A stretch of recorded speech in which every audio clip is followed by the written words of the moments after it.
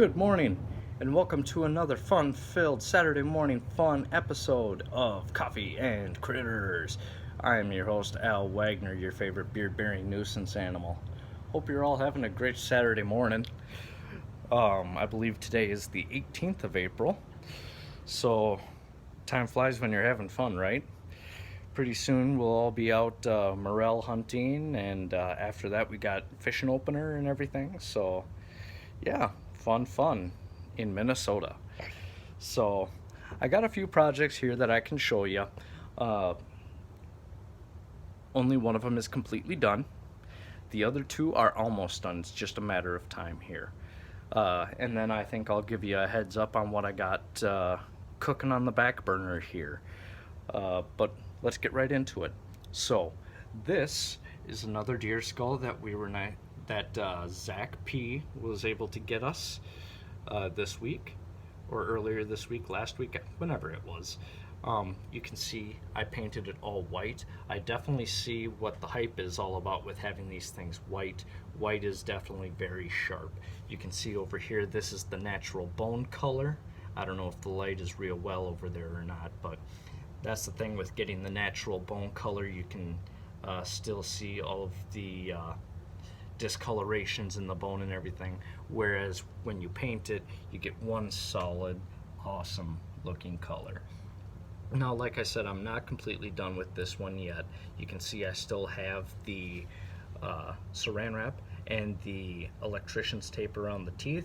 That's just to keep the paint from oozing onto the teeth. It makes cleaning the teeth a lot easier later on. So, yeah, it'll be just a little bit more work and that one will be completely done.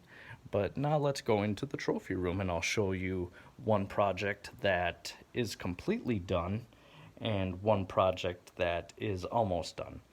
So, if some of you have been watching my YouTube episodes, I want to say thank you. That's awesome.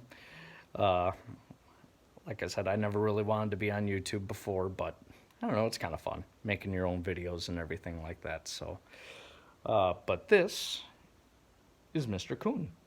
And if you were watching the YouTube videos, you'll see us going through almost the whole process of taking this coon from roadkill and turning it into a beautiful, another cased skin here.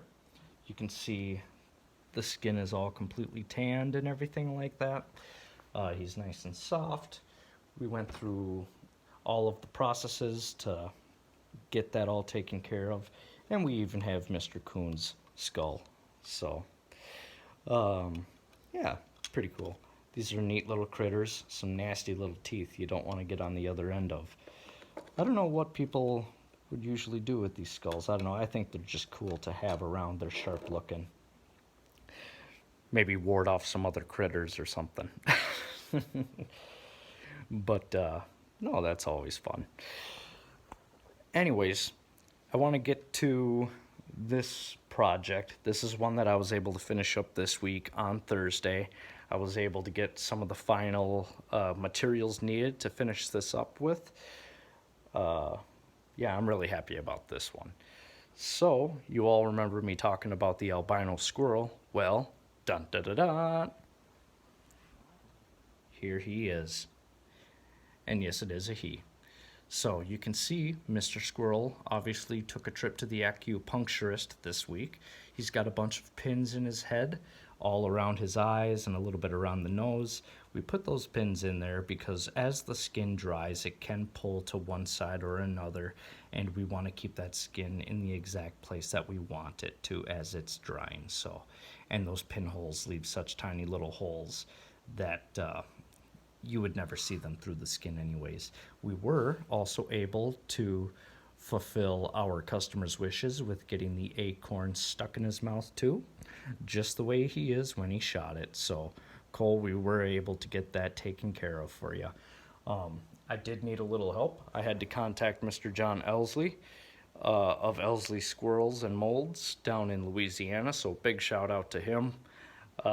He's a really nice guy. I got to talk with him on the phone for a little bit and ask him, how do I take one of your molds with the closed mouth and turn it into an open mouth version? And we sat there and talked squirrels for a little bit, but no, really nice guy. You can also see that we have his little toes in place.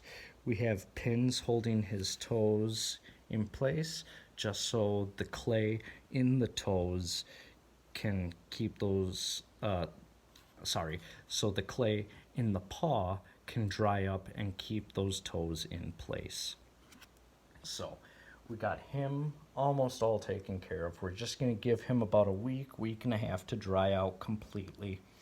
And then what one of my projects is going to be today is to try to find a piece of bark or something like that that I can put for underneath him.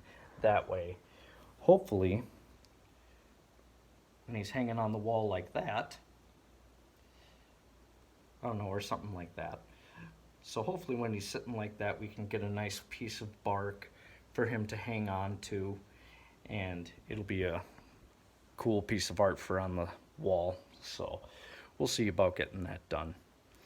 So that's about it for what we got on projects all around the shop. I do have one in the freezer I'm waiting to take a crack at. I want to do a little bit more research, but if all goes as planned, it would be my first bird.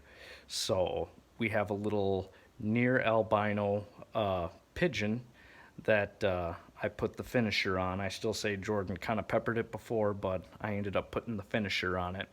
We were down on a farm down in Red Wing and kind of thinning out some of the pigeons on the farm. So yeah, he's sitting in the freezer right now. Like I said, I just want to do a little bit more research, make sure that I know what I'm doing before I jump into it. But we'll see what happens. Anyways, hope you're all having a great weekend, or I hope your weekend goes great for you.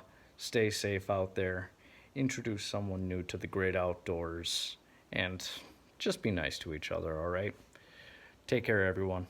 Peace.